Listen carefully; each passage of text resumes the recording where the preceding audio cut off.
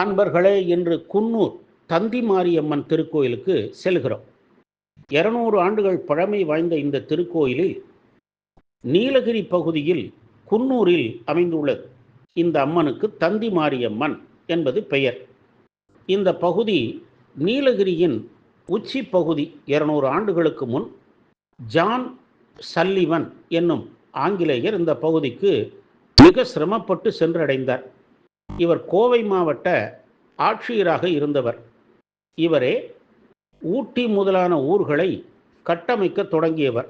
இவ்வாறு அதிக அளவில் மக்களை நீலகிரி மலையில் குடியேறச் செய்தார்.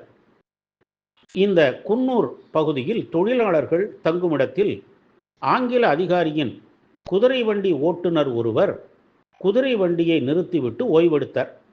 நள்ளிரவில் கண் விழித்த அவருக்கு எதிரில் இருந்த தந்தி கம்பத்தில் பட்டாடை உடுத்திய சிறுமி ஒருத்தி ஊஞ்சலாடும் காட்சி தெரிந்தது. உடனே அருகில் உள்ளவர்களை எழுப்பி சிறுமி ஊஞ்சலாடும் காட்சியை பார்க்கும்படி கூறினார். மற்றவர் கண்களுக்கு அந்த காட்சி புலப்படவில்லை. எனவே வண்டிக்காரர் கூறியதை நம்பவில்லை.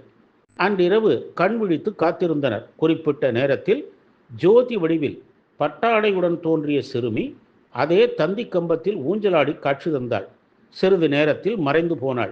மறுநாள் காலையில் தந்தி கம்பத்தின் கீழ் சிறிய சுயம்பு வடிவில் அம்மன் சிலை இருந்தது கண்டு ஊர் மக்கள் வியந்தனர். உடனே சிறுமி வடிவில் வந்தது அம்மனே என கருதி அந்த இடத்தில் கொட்டகை அமைத்து அம்மனுக்கு தந்தி மாரியம்மன் என பெயரிட்டனர். வழிபடவும் தொடங்கினர். தந்தி கம்பத்தின் அருகே லாந்தர் ஒளியில் அம்மன் தெரிந்ததால் லாந்தர் அம்மன் என்றும் அழைத்தார்கள். சொந்த ஊரை விட்டு மலைக்காட்டில் குடியேறி வாழும் தங்களுக்கு உடனடி வரம் அருள வந்தவளாகிய அம்மனுக்கு நாள்தோறும் அபிஷேக ஆராதனை செய்து வழிபட்டனர்.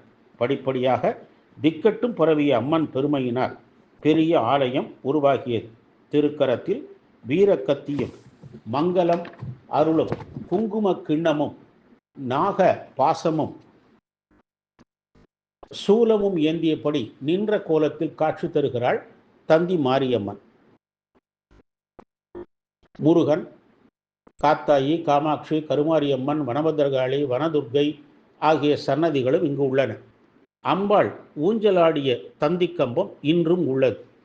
அம்பாளுக்கு தீபாராதனை நடைபெறும் போது இந்த கம்பத்திற்கும் தீபாராதனை காண்பிக்கிறார்கள். ஆங்கிலேயர்களும் வழிபட்ட அம்மன் இவள். கோடை காலத்தில் இங்கு தங்க வரும் வெள்ளையர்களுக்கு காவலாக நின்று பல லீலைகள் புரிந்தவள் இவள். வேண்டி வருவோரின் கோரிக்கைகளை இவள் உடனே தீர்த்து வைப்பவள். திருமணப்பேறு, மகப்பேறு, வேலைவாய்ப்பு வேண்டி அம்மனை வழிபடுகிறார்கள். சித்திரை திருவிழா இங்கு சிறப்பாக நடைபெறுகிறது. இங்குள்ள ராமர் கோயில் மாரியம்மனின் அண்ணன் கோவில் என சிறப்பிக்கின்றனர். ஜாதி மத வேறுபாடின்றி இங்கு அனைவரும் வழிபடுகிறார்கள். பேரருள் தரும் தந்தி மாரியம்மனை குன்னூர் சென்று வழிபட்டு நல்லருள் பெறுவோமாக. ஓம் சக்தி பராசக்தி.